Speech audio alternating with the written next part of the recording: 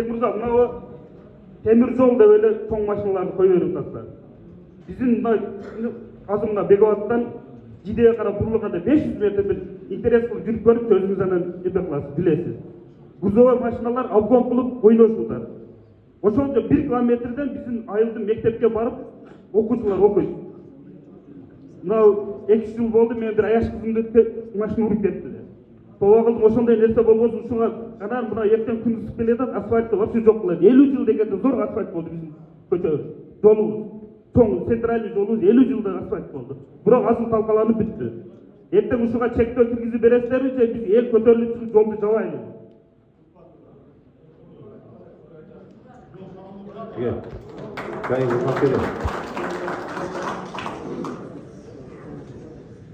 Мына жол жапкандар боюнча азыр силерге айтайын.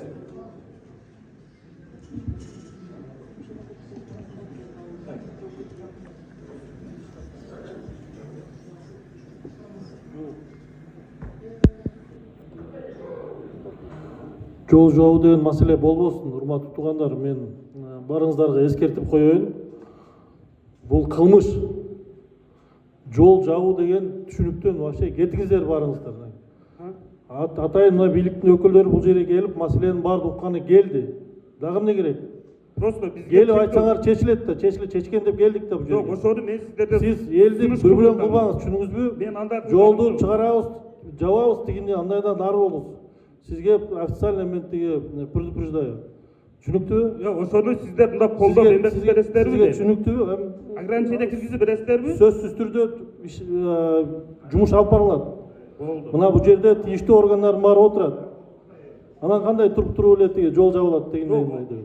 Жолубузду майдалап бүттүк. Мына өтүп көрсөңүздөр өзүңүздөр бир. Жол боюнча Жол бузулуп кетти. жол боюнча мына айта кетем. Жол боюнча кана ким жол немеси Минтранс. Силер качан тиги знактарды койдуңар эле жана немеден ысык немеде күн ысып баштагандан кийин ограничение бар деп. Алар обязательно коюлат, анан кийин андан башкадан знактар коюлган. Бул жерге дыйын өтү менен келип 2-3 жолу. 2 жол эмес, тез эле Жана рейд болуп, Замир Садырбекович. рейд болуп, штраф бирок каттап атат да. Бул Кытай Кыргызстан темир жолу болсо бул мега проект, атайын стратегический проект. Муну болсо буюрса ишке жүрүп алсак, булдан да бизге Кыргызстаныбызга аябай пайдалуу алып келет да.